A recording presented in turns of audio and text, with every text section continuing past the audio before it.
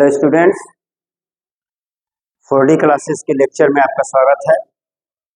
आज हम लोग इलेक्ट्रोस्टैटिक्स चैप्टर के दूसरा पार्ट में चार्ज के बारे में बात करेंगे। चार्ज क्या होता है, चार्ज को हम लोग पहले विजुअलाइज करेंगे, उसके बाद चार्ज का 2-3 डिफिनीशन देखेंगे और चार्ज का सब SI यूनिट, डायमेंशन सारे पर विचार करेंगे। तो चार्ज बच्चों, चार्ज जो होता है उसको छोटा क्यू या बड़ा क्यू, स्मॉल लेटर या कैपिटल लेटर के क्यू से डिनोट किया जाता है और ये स्केलर क्वांटिटी होता है।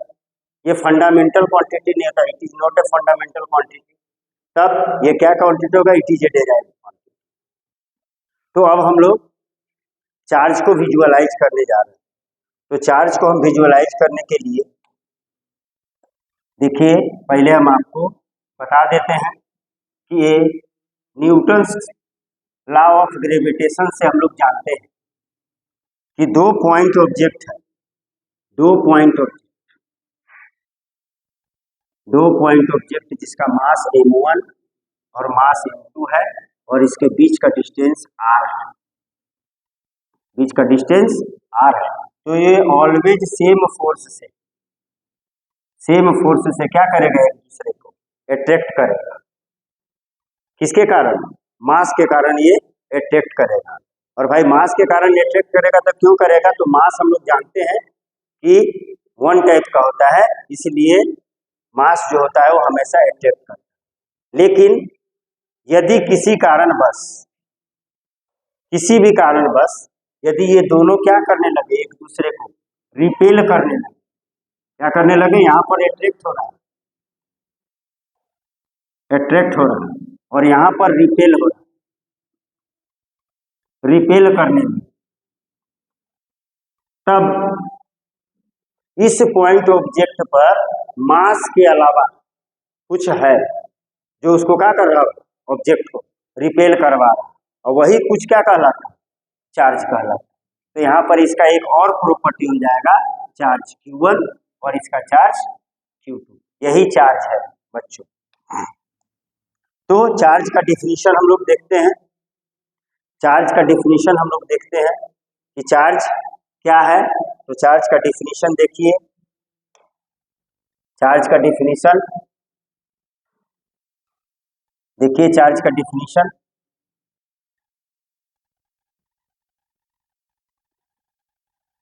चार्ज को छोटा q या बड़ा Q द्वारा डिनोट करते हैं। It is a scalar quantity according to Newton's law of gravitation, according to Newton's law of gravitation,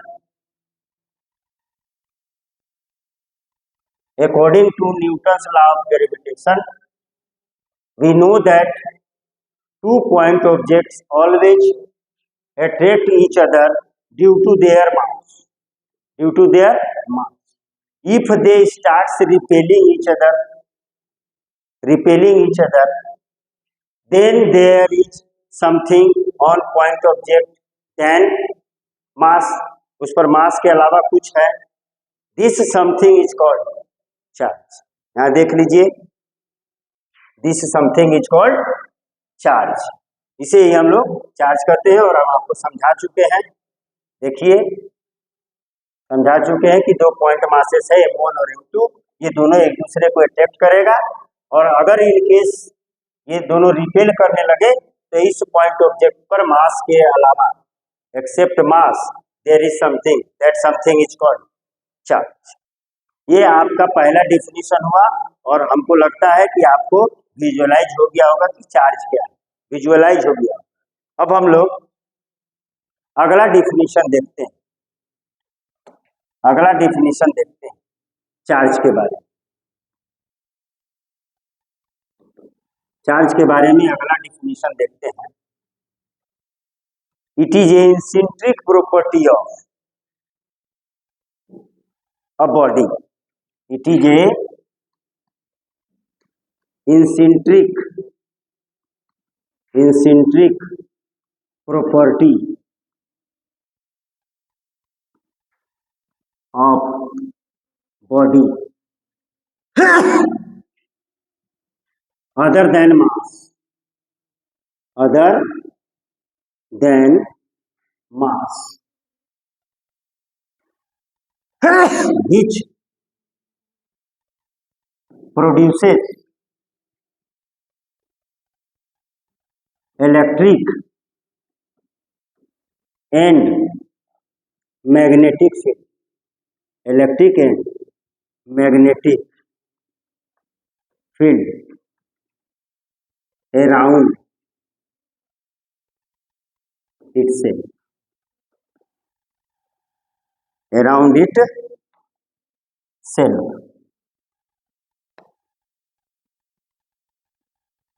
itself. ये एक डेफिनेशन हुआ चार्ज का।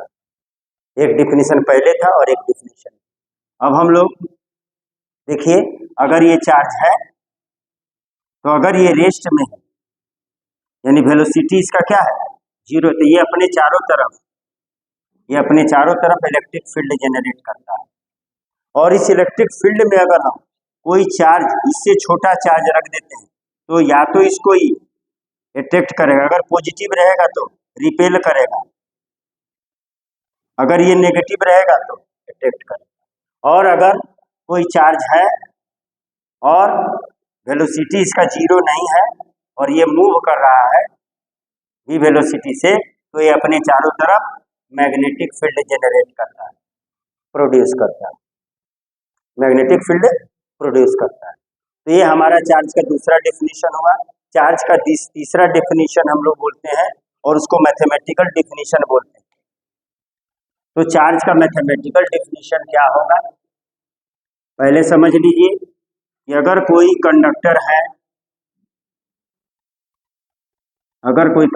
है, इसका क्रॉस सेक्शनल एरिया ये है,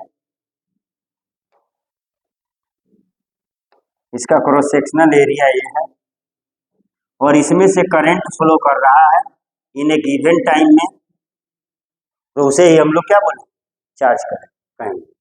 the amount of current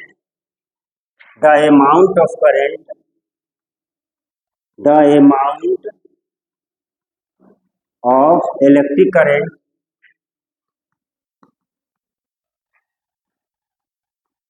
passing through the cross-sectional area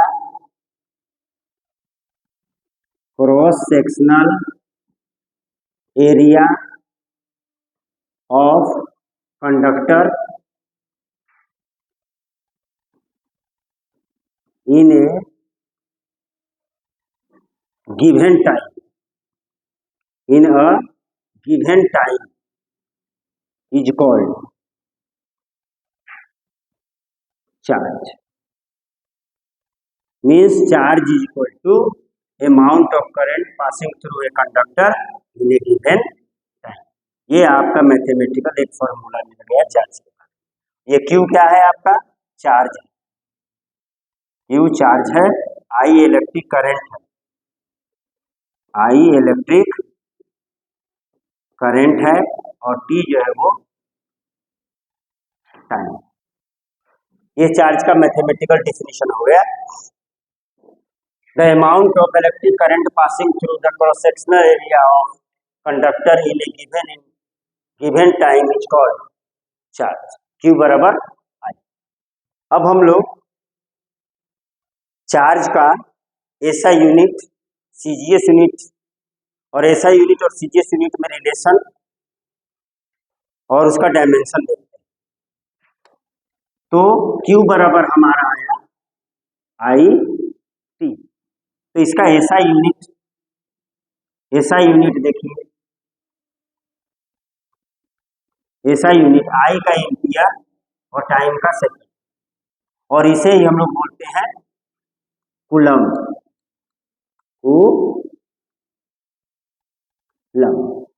तो charge का SI यूनिट एम्पियर सेकेंड या कूलम्ब है। एम्पियर सेकेंड को आप लिख सकते हैं एम्पियर आवर। तो एम्पियर आवर में कितना एम्पियर सेकेंड होगा, तो एक घंटा में कितना सेकेंड होता है, 60 मिनट, और 60 मिनट में 60 सेकेंड, यानी 60 × 60, ampere second means 3600 ampere second, और इसे ही हम लोग का बोलेंगे कूलम, इसे ही हम लोग बोलेंगे कूलम। यह आपका एसआई यूनिट। अब इसका सीजीएस यूनिट जो होता है, इसका सीजीएस यूनिट जो होता है, सीजीएस यूनिट होता है, वो होता है Franklin, state coulomb, ईएसयू, electrostatic unit, ये होता है। तो एक कूलम बराबर 3 इंटू 10⁹ फ्रैंकलिन स्टेट कूलम और ईएसयू होता है। और ये जो है, ये जो यूनिट है, ये smallest unit of charge, smallest unit of charge होता है, ये स्मॉलेस्ट यूनिट ऑफ चार्ज। और एक यूनिट होता है ईएमई, इलेक्ट्रोमैग्नेटिक यूनिट, मैग्नेटिज्म के टर्म, और ये जो है इलेक्ट्रोस्टैटिक के टर्म। इलेक्ट्रोमैग्नेटिक यूनिट ये होता है 1/10 ऑफ ES। अब इसका एक और यूनिट होता है, देख लीजिए अच्छा से, इसका एक और यूनिट होता है जो सबसे बड़ा यूनिट होता है, और जिसको ज़्यादातर हम लोग केमिस्ट्री में इस्तेमाल करते हैं। इलेक्ट्रोकेमिस्ट्री जब पढ़िएगा तो वहाँ आपको मिलेगा। तो चार्ज का और यूनिट होता है,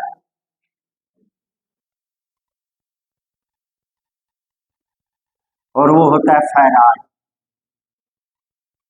फैराड यूनिट होता है चार्ज का यूनिट। इलेक्ट्रोकेमिकल यूनिट होगा वो,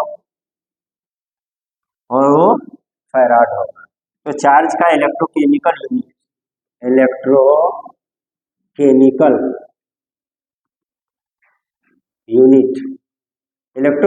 यूनिट होता है फैराड। 1 farad 9600 coulomb.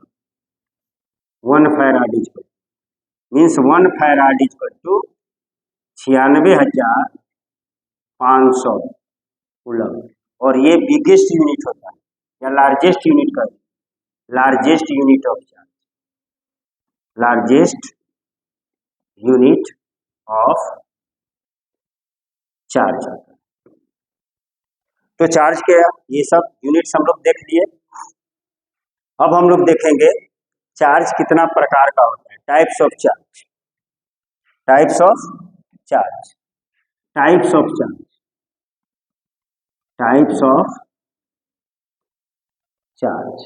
तो चार्ज दो टाइप का होता है, पॉजिटिव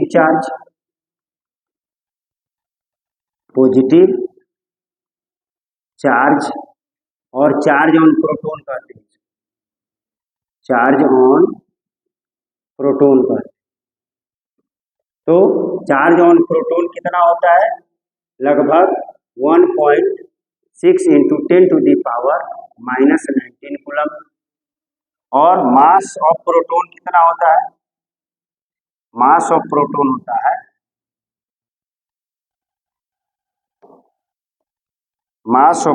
होता है लगभग नहीं होता, ये बराबर होता है, मास ऑफ प्रोटॉन लगभग होता है 1.63 × 10⁻⁻27 kg। और दूसरा चार्ज जो होता है, चार्ज का टाइप होता है नेगेटिव चार्ज।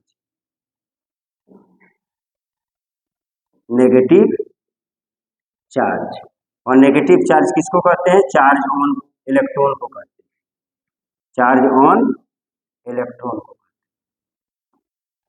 इसको डिनोट करते हैं हम, इसको आप डिनोट कर सकते हैं ई से और पी से, और इसको आप डिनोट कर सकते हैं ये या ये। और इसका वैल्यू जो होता है Q ऑफ इलेक्ट्रॉन होता है -1.6 इंटू 10⁻⁻19 कूलम और मास ऑफ इलेक्ट्रॉन होता है 9.1 इंटू 10⁻⁻31 kg। ये चार्ज का कुछ डाटा है। चार्ज कितना होता है, कितना कूलम होता है पॉजिटिव चार्ज पर और नेगेटिव चार्ज पर, और कितना मास होता है पॉजिटिव चार्ज का और नेगेटिव चार्ज का इलेक्ट्रॉन। तो यहां से हमको ये पता चल रहा कि चार्ज ऑफ प्रोटॉन हमेशा किसके बराबर है, चार्ज ऑफ इलेक्ट्रॉन। ऐसा नहीं है, इसको कौन बताया था टाइप्स ऑफ चार्ज को, फ्रैंकलिन बताया। फ्रैंकलिन ने बताया था, और फ्रैंकलिन ने बोला कि इस पर ये पॉजिटिव वैल्यू है और ये नेगेटिव वैल्यू, ना ये ज्यादा है और ना ये कम है, ये केवल ऑपोजिट नेचर बता रहा है। ये पॉजिटिव चार्ज है और ये नेगेटिव चार्ज है। प्रोटॉन का चार्ज और इलेक्ट्रॉन का चार्ज का मैग्नीट्यूड सेम रहता है, नेचर उसका केवल अलग रहता है, एक पॉजिटिव होता है और एक नेगेटिव, कोई ज्यादा और कोई कम नहीं होता। लेकिन अगर मास के बारे में बात करें तो mass of proton is always greater then mass of electron.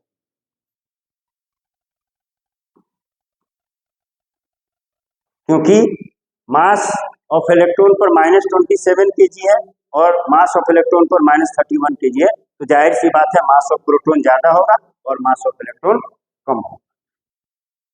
तो ये हम लोग चार्ज के बारे में पूरा विस्तार से जान गए। Q बराबर IT।